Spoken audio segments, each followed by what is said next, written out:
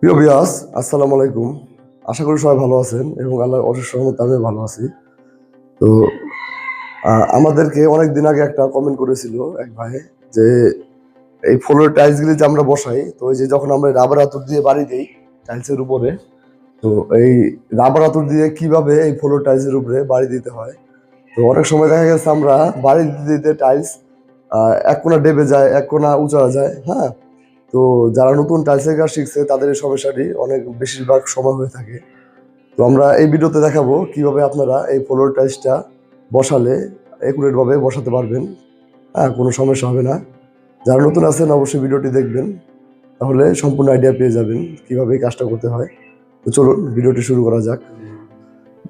প্রিয় ভিউয়ার্স, দেখুন আমরা অতি ফার্স্টে আপনার যেহেতু যেই ফ্লোর টাইলসটা ফিটিং করব, তো টাইলস ফ্লোর টাইলস ফিটিং করার আগে অবশ্যই আমরা ফ্লোরের এই নিচে গ্রাটিন দিয়ে নিব একটু। গ্রাটিন দেওয়ার উদ্দেশ্যটা হচ্ছে আপনার, তাহলে আপনার নিচে যেই বালিটা বুড়া বালিটা দিব আমরা, এই বুড়া বালি আর এই গ্রাটিনটা ভালোভাবে ধরবে। দেখুন আমরা ফ্লোরে যেই টাইলসটা বসাবো, হ্যাঁ, এই টাইলসটা যখন বসাবো, তো এই বালিটা আপনার দেখুন আমরা দোরসা করেছি, হ্যাঁ। যখন দোরসা করেছি আপনি যখন করবেন তখন একটা জিনিস খেয়াল রাখবেন, আপনার এই যে বালিটা আছে না, মুট করলে জানি জমাট হয়ে যায়, হ্যাঁ।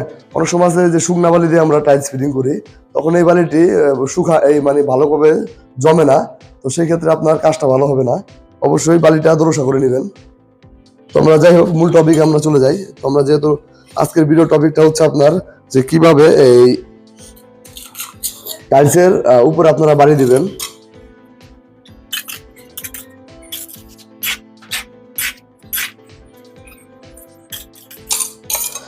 আর আরেকটা জিনিস খেয়াল রাখবেন, আপনার এই বালিটা আপনার যখন দিবেন বেশি জাতা দিবেন না কোনি দিয়ে।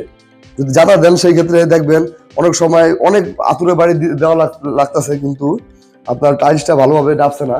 যদি আপনি জাতা জাতা দিয়ে বালি সেটিং করেন তাহলে এই তখন আপনার টাইলসটা ফিটিং করতে সমস্যা হবে। আমরা দেখুন যখন বালি দিচ্ছি এখানে আস্তে আস্তে এইভাবে বালিটা দিচ্ছি।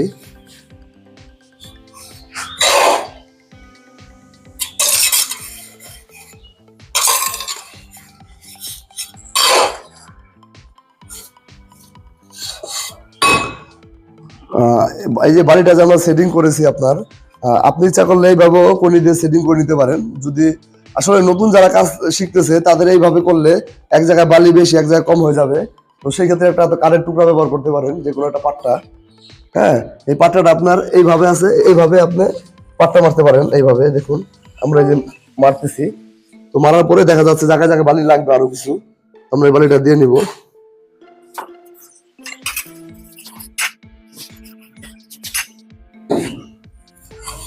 আর অবশ্যই আপনার এই যে জয়েন্টটা দেখতে পাচ্ছেন, হ্যাঁ, এই জয়েন্টের থেকে 1 ইঞ্চি আপনার একটু বের করে রাখবেন বালিটা, হ্যাঁ। অনেক সময় আমরা করি কি, এই যে টাইলসের যে মাপ, এই মাপের থেকে একটু ভিতরে নেই, তখন সেই ক্ষেত্রে আপনার এই সাইডের যে মুখটা থাকে এই জায়গায় বালি থাকে না। তো এই জিনিসটা একটু খেয়াল রাখবেন।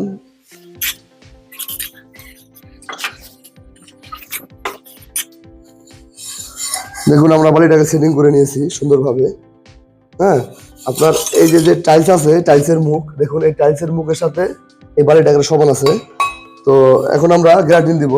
আর আরেকটা বিষয় বলে রাখি যে আসলে আমার শরীরটা একটু অসুস্থ, আমি ঠান্ডার কারণে গলার কণ্ঠটা ঠিকভাবে বোঝা যাচ্ছে না। তো কেউ কিছু মনে করবেন না এই বিষয়টা। তো আমরা এখন গ্রাটিন দিব।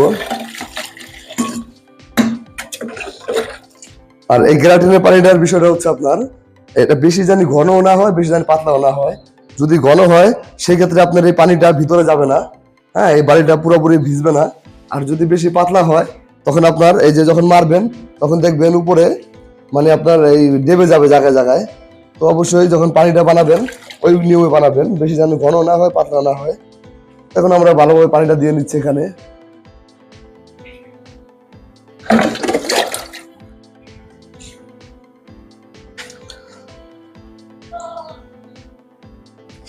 এখন একটু কেটে নিব। এভাবে দাগটা নিলে কি হয়, পানি ডাকের ভিতর বন্দি পোষা যায়। তো সেই ক্ষেত্রে আপনার এই টাইলসটা লাগাইতে অনেক সুবিধা হবে। আসলে আমাদের ভিডিও টপিকটা হচ্ছে টাইলসের উপরে কিভাবে বাড়ি দিবেন সেই বিষয়টা, কিন্তু ওই কাজটা শুধু দেখালে হবে না, টোটালি যে প্রসেসটা আছে সেটা আমরা দেখাচ্ছি, ভিডিও একটু লং হলেও সবাই দেখবেন।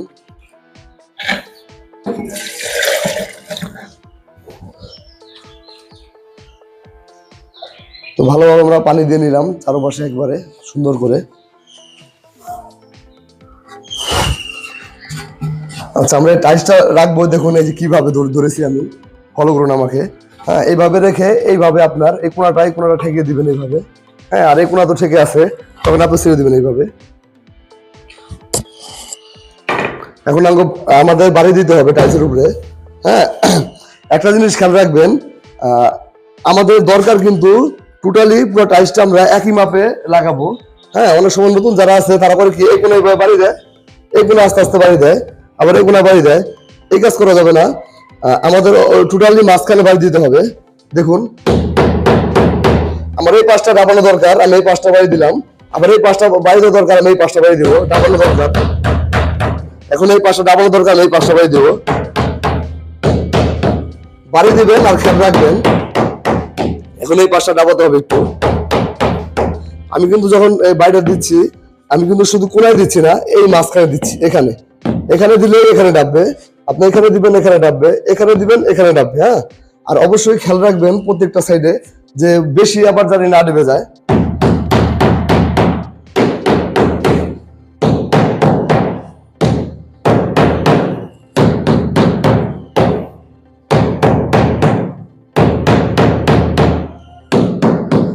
অনেক সময় দেখবেন আমরা যখন এই কোনায় বাড়ি দেয় এইভাবে, যদি এইভাবে আমার ডাবল দরকার বাড়ি দেয়, তখন এই কোনাটার বালিটা ছেড়ে দেয়, তখন করে কি এই টাইলস আপনার স্পিরিং করে এইভাবে পাঞ্চ করে। তো আমরা তখন বুঝি না যে কি কি কারণে এই কাজটা হলো।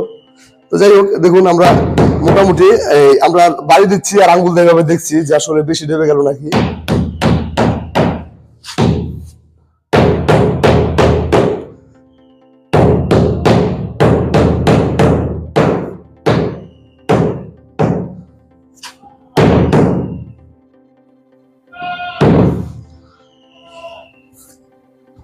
দেখুন কত একবারে সোজা টাইলসটা ফিটিং করে ফেললাম আমরা।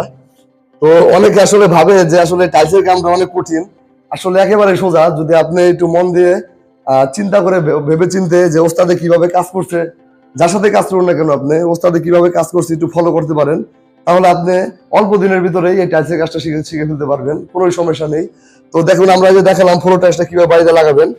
দেখুন আমাদের এই আপনার সাথে কথা বলতে বলতে আমরা টাইলসটা ফিটিং করে ফেললাম।